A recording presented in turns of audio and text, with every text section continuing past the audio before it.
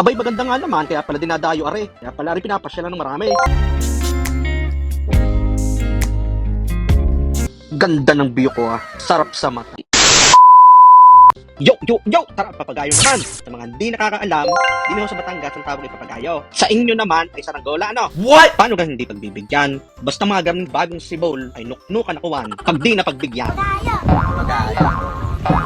Ay, kita nyo kaya ah. Aringat, order muna. Isa! Dalawa, ayos na. Tingnan muna kung maganda. Quality check. At baka sa online lang ang maganda. Buksin, salipin ang maganda. Yun o. Pwede, yan. Maganda, panalo. Handa ang gamit at mga pagkain. Sabi ko sa mayordoma ay magluto ng siyang na chicken nuggets at tigagatlo ang mga yaan. Akin ay dilata na lang. Pero kung excited, easy! Bago sibol balakata. Isa pa rin inay, tinanong ko kanina kung sasama. Ay nayaw daw. Ay ngayon, gaya. At nag-invite pa nakamarite sa. What? Ay siya, samay. Ang may kachismisan. At tarin na nga, isa pa kasamahin.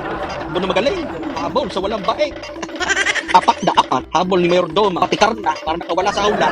Yok, mahuli na ang ibon. Let's go. Contact muna sa loob ng tsura ng sasakyan.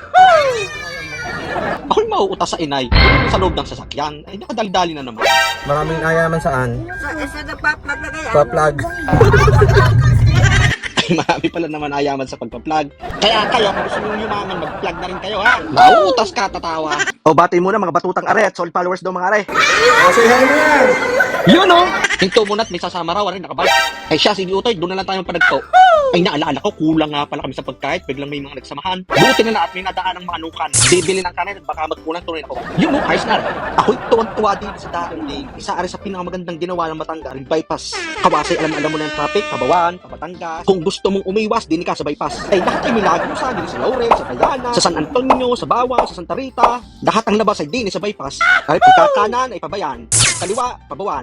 Ay, sa lawak ng daan, lahat ay ginagawang 6 lanes yan. Kami-rami nga pala din tindahan sa tabihan. Ay kung pagkain din lamang, ay hindi naman mo problema diyan. Ikan, ay paborito kong punta. Di nila ang sa Bawan. At syempre, di naman sa pagmamayabang, ay may pas tayo dyan. Ikaw, agad may nabayaw kan eh. Laro lang kasama namin. Kala ko'y naiwan na eh. Dakas din mag-bike na rin. Siya, hanap ng magandang spot. Ay na nga, yun no.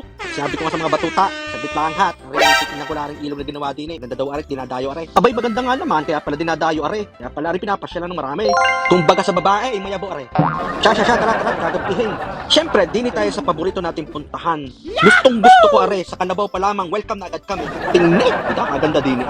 Set up eh. Ako'y kilig na kilig sa garning set up eh. Kaya pa, kami laang, kasama rin Kalabaw. Huli ng ibon, ay quality. Siya, umpisahe, ang pinagliligalig, nung walang ligalig. Yung laan, hindi pinagbigyan ng malakas na hangin. Ayos lang, ang mahalaga na kapagpapagayo din, tinan mo are. Pagkakalipan, i-champulunan, Diyos ko po are. Buti na lang, hindi gaano kalakas ang hangin. Digay kung hindi habulin ang habulin. At tayo na nga, mga napagor na. Nasa ko yung mga napasal na. Kaunti na lang ho are, may chicken nuggets, kape, kanin, manok, nabili kanina. Sabi ko sa mga batutang are, tigagatlo lang chicken nuggets na. Ako ay ang isang apat, tatlong, dalawa, katwira, tinulungan raw. Laan sa pang-ulam at ang isa ibulunggito. Ang lulusot pa yan, Yun, Ari naman ang kakay, spicy century. Kain ho.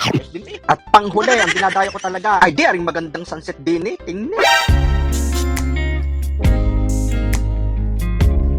Ganda ng view ko Sarap sa mata. Ay siya, gagabihin na. Baka tayo madali ng gwardiya. Ringat, ginabi na nga. Hindi ako talagang patayin ng stereo. Gusto ko yung original na sound trip ko. What? Ang marinig ko. Hindi.